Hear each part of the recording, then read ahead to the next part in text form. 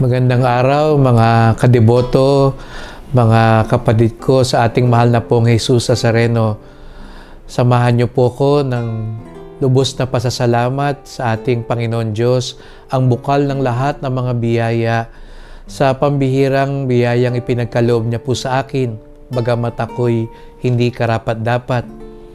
Natitiyak kong batid na po ninyo na ang ating kabanalan, Papa Francisco, ay hinirang po ako upang maging bagong obispo ng Diocese ng Balanga sa Bataan.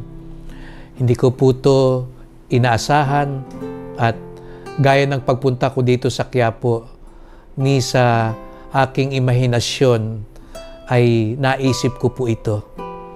Pero ang plano ng Diyos, higit sa lahat, ang dapat manaig, kung kaya nga't buong puso ko po ito, bagamat punong-puno ng pagkatakot at alam ko po ang aking pagkukulang. Ito po'y aking tinatanggap sapagkat alam ko ang dadalhin ko sa misyon ay hindi ang sarili ko, hindi ang galing ko, hindi ang magagawa ko, kung hindi ang magagawa ng Diyos sa akin. Sapagkat ang lahat ay biyaya.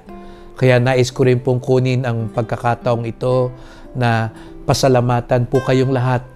Napakarami po ninyong nag-message, nagtangkang tumawag, at nagpaplanong pumunta, ngunit hindi ako maabutan. Pasensya na po dahil kasabay na rin po nito ang paghahanda natin para sa Nazareno 2025. At nandito pa naman po ako. Salamat sa Kanya para ipagdiwang Kanyang pista. Kaya't sa mga sandaling ito, lalo na sa paghahanda sa Pasko at Fiesta, sama-sama po tayong magdasal. Pagdasal niyo po ako, pagdasal niyo po ang bayan ng Diyos sa Bataan upang sa bagong kabanatang aming tatahakin, tanging ang biyaya ng Diyos ang aming pagtuunan ng pansin. At kayo po dito, mga kadeboto, mga kaparokya, mga kapatid ko, sa mahal na pong Jesus Nazareno sa Quiapo, 2 taon, pero ito'y siksik, liglig at nag-uumapaw ng biyaya sapagkat marami po kayong naituro sa akin. At alam ko po na kahit dumating ang panahon, ako ay lilisan, dala-dala ko po ang inyong marubdob na pananampalataya at debosyon. At dala-dala ko rin po ang inyong pagmamahal at pananalangin. Maraming salamat po sa inyong mga pagbati at pangako ng panalangin.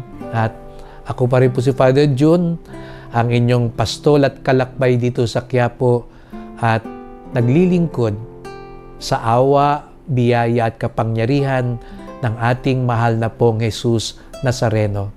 Pagpalain tayong lagi ng may kapal.